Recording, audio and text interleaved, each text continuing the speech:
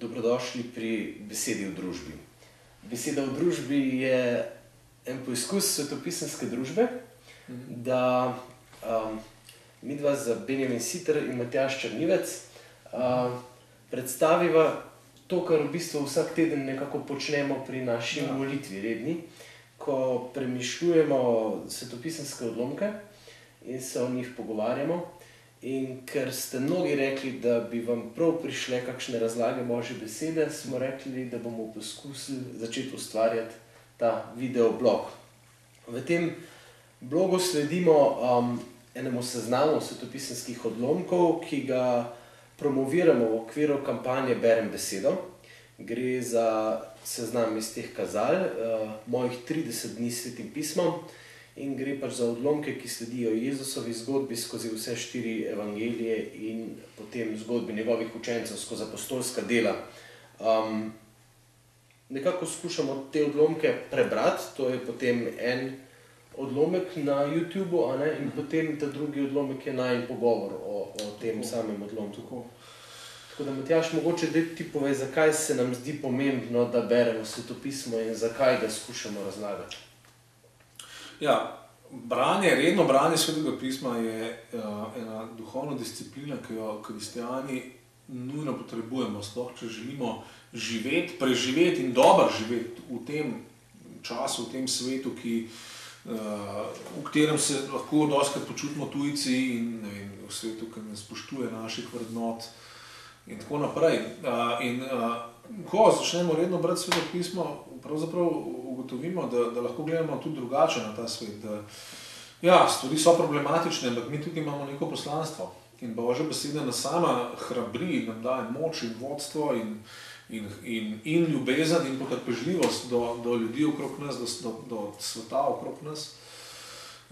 In zato pa rabimo vsakodnevno se hraniti. Božja beseda je tako kot hrana.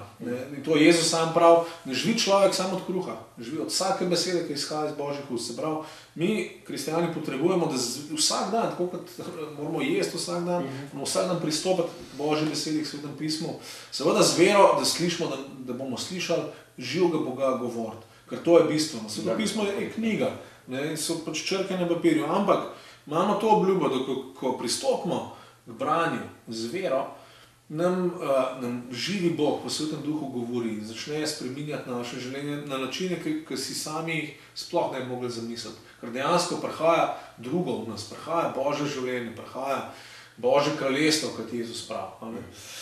Zdaj, ta seznam je nek uvod v branje, ker tukaj smo pripravili teh 30 odlomkov, ki nekoliko res na en tak dosti zgoščen, kratek način povzemajo novo zavezo. In to je seveda mišljeno, da se to prebere v 30 dneh. Vsak dan en odlomek in kdor prebere teh 30, bo dobil dosti dobro sliko o tem, kdo je Jezus, kaj je sporočilo, osnovno sporočilo nove zaveze.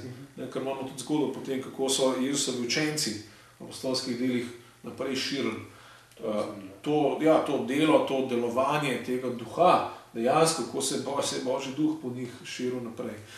Zato je pomembno, da beremo. Je pa tudi pomembno, da se pogovarjamo o besedi, zato imamo tle besedo v družbi. Ker je Božja beseda namenjena prav tudi temu, da nove odnose vzpostavlja med nas in da novo družbo dela med nami. In zato je važno, da se ne pogovarjamo. Zmeri Božja beseda pride ven najboljš v skupnosti, v pogovoru z drugimi, v tem, ko delimo, razmišljamo skupaj z drugimi, ker noben od nas ni v tem novi stvari, ki jo Bog dela v nas, noben od nas ni izoliran posameznik, ampak živimo skupaj in delamo skupaj in zato menimo, da je prav pogovor mogoče ena od najboljših oblik poglabljanja v besedo.